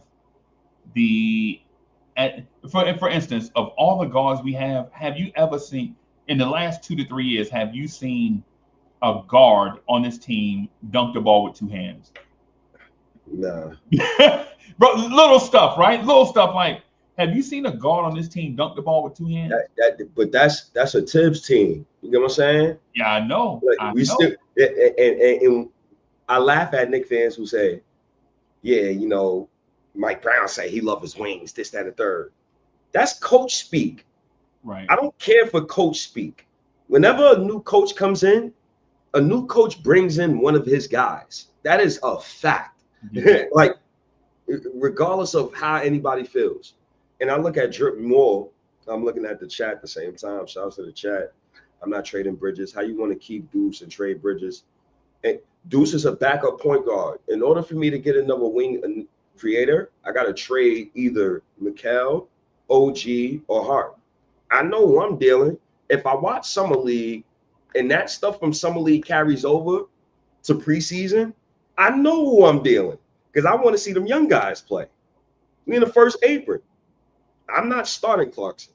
Clarkson has the most points this decade off the bench, by far, since 2020. I'm not starting him. He's coming off the bench. So I don't know, Deuce is not a point guard, but that's what Leon Rose pigeonholed his roster to. Who else you want to play point guard? Who else who do these people want to play? You gotta go get one. The thing is with the ball handling stuff and the guard stuff, like all of it is in like a certain context, right? Like in a half court set against a smothering defense, I want Jalen Brunson handling the ball because he's the surest ball handler, right? In the open floor against relaxed defenders that are backpedaling on their back foot, I can trust Bridges and OG to do that, right? I think they were not given the opportunity to do that. There's a difference. Like in traffic, no, right? In the open floor, yes. I want Josh Hart and Bridges and OG bringing the ball up when the opportunity presents itself because I want the best athlete against the worst defensive matchup. So if it's Josh Hart gets the rebound and he pushes it against a big, yes, do that. Don't wait for Brunson to come get the ball. Push the ball, Josh. If you, for instance, everybody, Josh Hart miraculously gets a rebound over Sabonis, and Sabonis is guarding him. How dumb would it be for Josh Hart to hold his ground, wait for Brunson to get the ball, and then they bring a defender down to harass Brunson 75 feet. When Josh Hart could have just ran by Sabonis and put pressure on the other team defense. These are the small, nuanced type things that we want to see the Knicks take advantage of. A lot of times we gave away those opportunities because we wanted Jalen Brunson to dribble, then in the half court, run one action and then isolate for 11 seconds. Was it effective? Yeah. Will a championship team be able to do it? No. What's more important? Jalen Brunson's scoring and activity in half court or a championship? We already know because we've had 3 years of Jalen Brunson and we have not won a championship. We know we have to diversify the way our offense attacks defenses. One of the ways that you attack other teams' defenses is in transition, right? Make them pick up guys in transition, push the ball up the floor. One of the things we face is the other team defense. They just sprint back and go to a spot and wait for the Knicks to run offense while Jalen Brunson is being accosted 70 feet. In transition, a defense has to pick up the closest person to them. And sometimes that creates a mismatch. And in those mismatches and odd man rushes, you can attack the rim or spray out for 3-point shooting. That's one of the things we didn't do, and it's one of the reasons why Mike Brown is here and Tom Thibodeau was not. They still can't dribble. I don't want to see OG in the open court dribbling the basketball. That's not his game. Josh Hart can, but it was evident in the playoffs where he kept losing the basketball. Jalen Brunson, I want him initiating offense, but I don't want him initiating offense every play because just like in the playoffs, he starts getting worn down and then he starts doing stupid turnovers mentally because guys keep walling him off. And then when he gives up the ball, the other guys and Mikal and OG, they stand. Hey, you got tattoos, dog? Huh? What the hell you doing with tattoos, man? You ain't got nothing else to do with your money. What you? Oh, tattoos. Don't be talking to me. I know you're a grown man, dog. I know you're a grown man. I know you. Who you talking to, man? I'm a grown man. I've been had these. I'm hoping. I don't know. They can't dribble, man. I'm out on them. Like any type of. But okay. So my question to you is: are you talking about dribbling the ball, or are you talking about ball handling? They have no ball handling. They can't dribble and they can't play make. No guy outside of Jalen Brunson averaged 5 assists. I'm done with that. I've seen it for 82 games. I'm a 35-year-old man. I'm not 30 no more. That whole happy-go-lucky stage of Knick fandom, it is done. Right now, I don't even want to see, like, I'm not putting it to Knick fans that Mike Brown's going to change Mikal and OG. I'm saying no. Make a trade. Either make a trade or start a young guy. That's how you get me to buy in. You're not getting me to buy into no starting lineup with Mitch or no starting lineup with like the other guys. I don't see it. I'm sorry. I'm not starting Deuce McBride. He's too damn small. So Mike Brown gonna have to think outside the box. And nobody could get me to buy into that. I seen it enough. Like, I'm done with that, bro. Mike Brown traded Davion Mitchell, right? Remember Davion Mitchell, the dude that was like Deuce McBride in Sacramento? They traded him. They traded him away. They tried to get size though on the perimeter. Yeah, that's the reason why they traded him away. With the Knicks, you already have size on the perimeter. It's just. Honestly, the real problem is you traded 7 first-round picks for Mikal Bridges and Josh Hart, and you're still trying to pigeonhole those two guys, and neither guy can play shooting guard next to Brunson. And that's the real issue. So until the Knicks. What do you expect out of your shooting guards, though? What do you expect out of your shooting guards, though? What, next to Brunson? No, just in general. In general, a tall combo guard or wing who could play make for himself and play make for others and make other people kind of better. But it doesn't necessarily have to be a shooting guard. It could be I don't know where this player's at. Like, it could be a Andre Iguodala. It could be a Lamar Odom. But when you got Brunson as your point guard and Cat as your center, you need a specific type of player, bro. Right. You know what I'm saying? Like you need a wing who could beat Papu. But right. Hey, I mean, that's why I would start a young guy. Me, if I was Mike Brown, start somebody, and it's going to be unorthodox because how the hell you know how to guard this guy? You don't know. I was right. I don't have a specific guy in mind that I'm looking for. I think the roster is. I think the only problem we have with the roster is what to do with Josh and Deuce, because I don't think they fit in a Mike Brown offensive pace and space system where length, athleticism, speed, all that stuff is what you prefer for the package that they are in. Like Deuce is 6'2", he's athletic. Is he John Morant athletic for his size? No, right? Josh Hart is 6'4", tough, athletic wing. Is he Lou Dort defensively? No. And then they both are problematic shooters. Like if either one of them shot on high usage 40% or greater, we're having a different conversation right now. We're having a totally different conversation. If Josh would shoot for 40% from three, but he won't and he doesn't. And Deuce, for the most part, had one very good three-point shooting season. The rest of his career, he's been all right. Or even last year, he was about league average when we needed a guy to be a killer from three.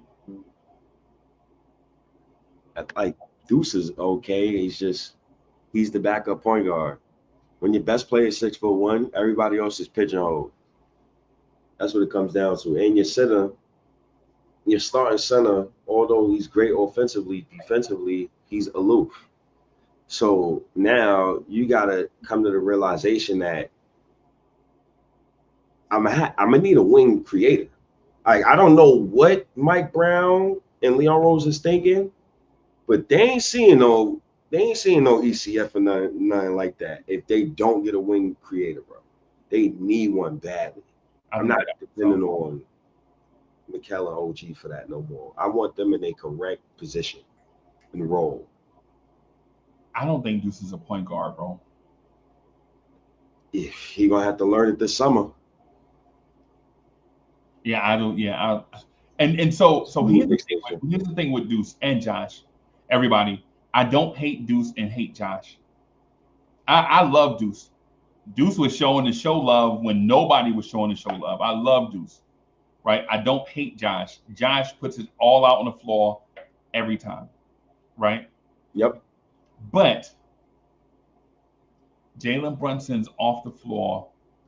Can you trust Deuce McBride to run your offense?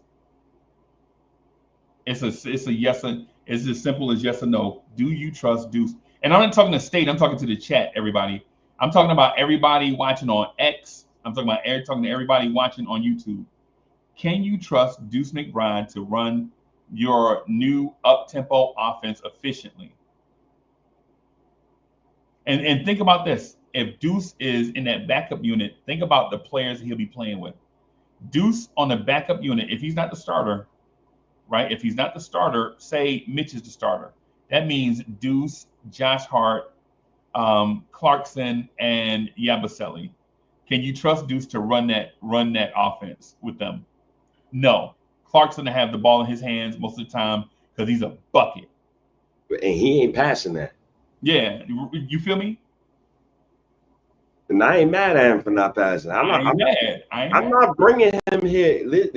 Knicks fans need to understand. We need J.R. Smith. We bringing in a J.R. Smith. That's what we needed. Yeah, like you're not asking Jordan Clarkson to make nobody else better but his damn self. That's the job of a six man. Six man, you need to go get buckets. If he got under 10 points in any game, I'm on his heels. What are you doing, bro? If he score, if that man take less than 8 shots in the game, I'm on that man neck until the next time, Yeah. bro. Yeah. You feel me? I don't care if they have 4 days off, bro. I'm gonna be on that man neck for 4 straight days. Yeah. I don't even care if you miss it. Right. Right. Because the creation part is the most important. You got to threaten the defense. Right. So, but that's the point I'm getting at. Say like, am I trying to throw Deuce away? Nah, man. I love Deuce, bro. I love Deuce. Yeah, I love Deuce. It's just that's the way life goes. Yeah, you feel me? You feel me? Like, hey, like, check. I don't know. I'm gonna say something mad funny, but for the old heads, I used to love to wear Diodoras, right? I used to love to wear Diodoras. Y'all know what I'm talking about, the Italian. Yeah, I know what Diodoras is. Yeah, so I used to love to wear Diodoras. But when Jordans got popular, bro, I'm sorry, I mean, what you expect me to do? You expect me to wear Diodoras instead of Jordan 11s? Are you crazy? Yeah. What? Yeah, that's crazy. Right. But I love Diodora, though. I love Diodora. But nah. And it's the same thing with Deuce. I'm not saying that I don't love Deuce. I'm saying in Mike Brown offense, where we're trying to get to pace and space, we're trying to run. Unless Deuce changes completely. Yeah, he got it's a couple dudes, man. Look, Cat did his job. Brunson did his job last season. Both of them did their job. Both of them met expectations, right? I said y'all wanted Cat, all-star starter, bro. It's your first season here. I need to see it. Regardless of what Tibbs did, he became an all-star starter. Oh, the rest of those guys, though, Josh Hart did his job too. He broke Walt Clyde Frazier's record, triple doubles, right? I think the most since Walt Clyde Frazier in the season, I believe. Mitchell Robinson did his job, came back healthy, stayed healthy, whole playoff run, right? With no injuries now, by the way. Injuries. Now, he didn't play. He didn't come back and get hurt and play through it. That man stayed healthy the whole time. The whole time, which should be emphasized. That should be emphasized. Yes. Shouts to Casey Smith, best medical doctor in basketball. Right. With that said, the rest of them guys failed. Paid one man $212 million. He got no accolades. The man had 5 points, 2.6 points versus the Celtics. I don't care if we won the series. I remember what you averaged. You're supposed to be a goddamn all defensive player. He wasn't that either. And you let Pascal take your lunch in the ECF. I like Mikal, 5 first-round picks. No shot creation whatsoever. No all-star trick. Most first-round picks for a non-all-star in NBA history. What are we doing here? Deuce, he looked crazy in the playoffs. I don't want to get on Deuce. Josh Hart, up and down playoff run. Loved his regular season. In the playoffs, I believe he stunk it up versus Indiana. Oh, my God. He was unplayable damn near versus Indiana. But everything else, he was cool. But nobody else lived up to the bill. When you get paid $212, I need an all-star trick. When you get 5 first-round picks, I need an all-star trick. Don't care what other they face. Right, yeah, right, yeah. You pay for you want your smoke worth of you get your comic book, you want your comic book, you want your worth reading. You want your worth, bro, what you paid for. I didn't get that. So hey. Yeah. No, I feel you. Hey, and the official payback says when y'all get an injury, y'all say, nah, I'm injured right now, bro. I'm injured right now. Yeah. Right? No, I get the Josh Hart thing, man. The unfortunate part to it is a lot of guys in the playoffs are injured. Right? A lot of guys are playing through stuff. Right? One could say Cat played through 2 injuries. Right? And so while I'm not diminishing the point, I do understand. I do understand that HRM be saying stuff. HRM be speaking directly to my heart. HRM is like my brother, right? HRM is my taller, handsomer, richer younger brother. You know what I'm saying? Like that man said, get Anthony Black in here. You talking about get a dog in here? Get a dog that's gonna play point guard?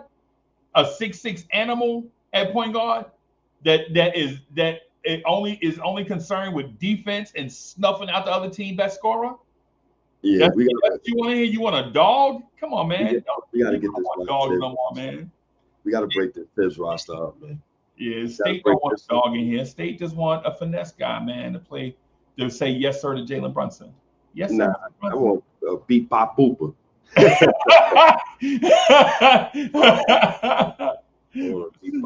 Man. Yeah, man. Yeah, man. Gary Payton Jr. is too small, brother. Sorry. That's Deuce. I mean, an undersized wing defender. Yeah, I'm good, yo. Yeah. The Thibodeau roster, we gotta.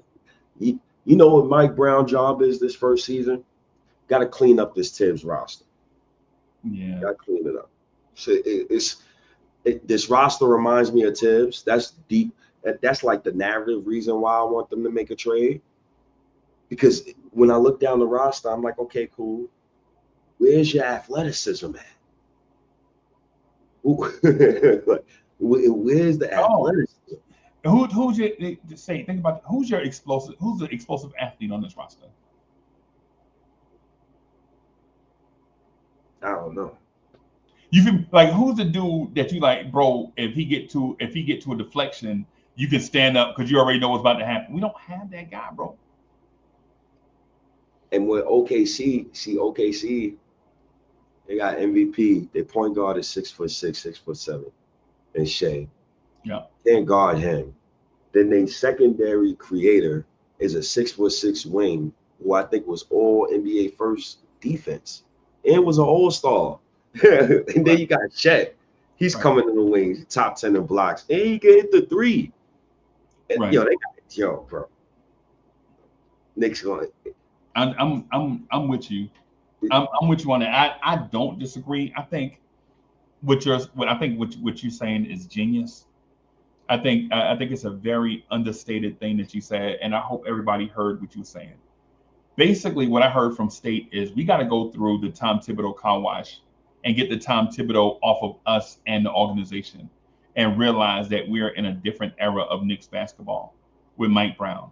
And so with that, the roster and the methodology is gonna seem like it's maverick, like it's crazy. Some of the stuff that we may need to do in terms of adjusting.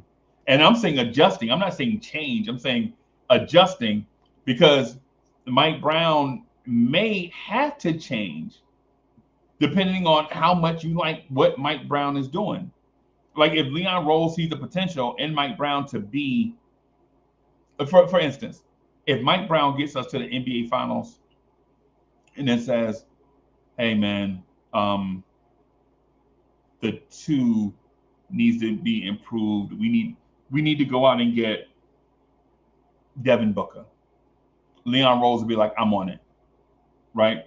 Because he saw what Leon Rose did with the piece he had in place, and then there's a suggest like, who do you go get? Who's the finishing piece? Okay, all right, I understand that.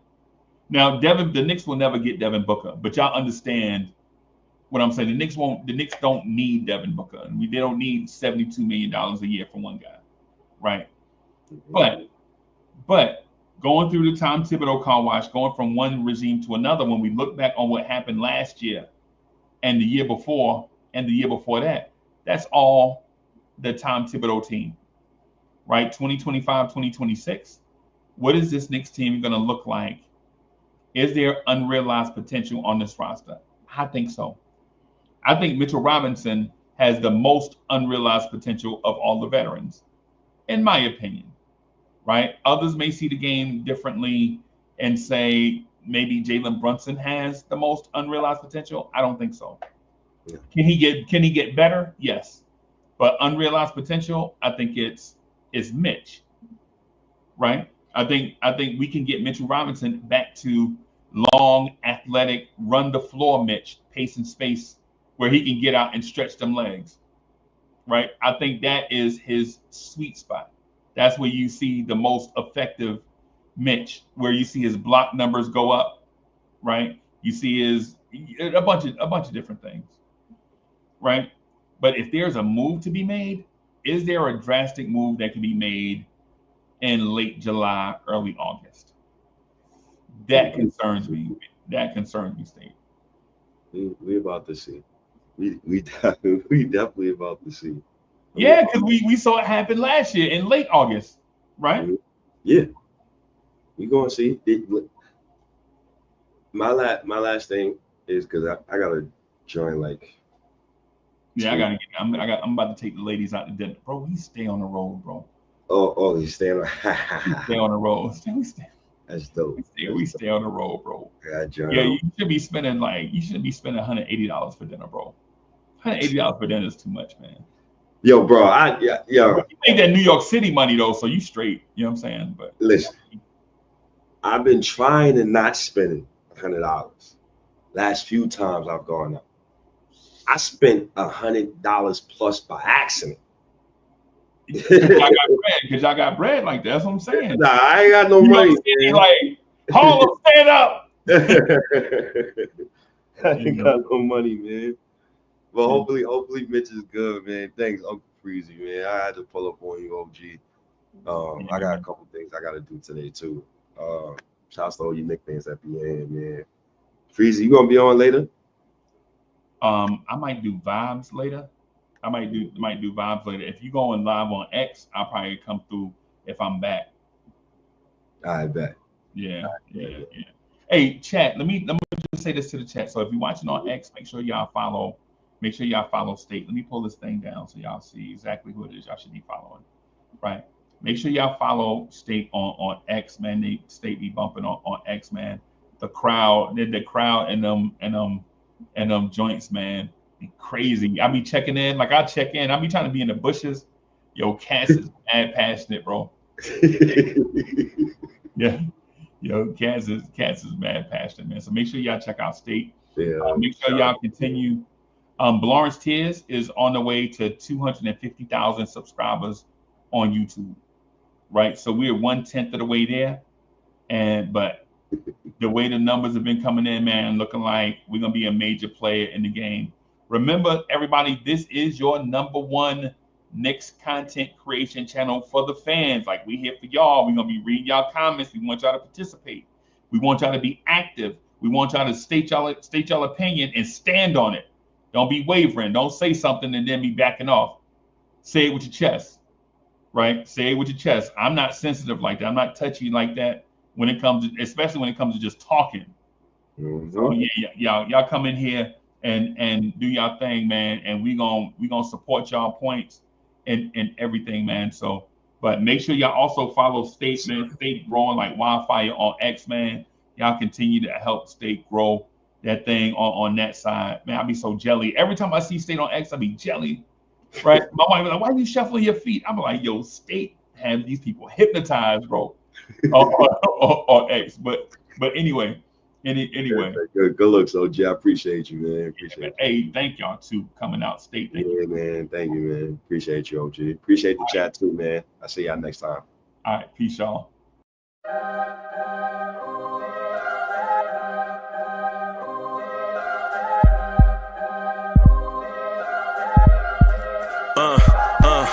I rank where the view is nothing less than phenomenal.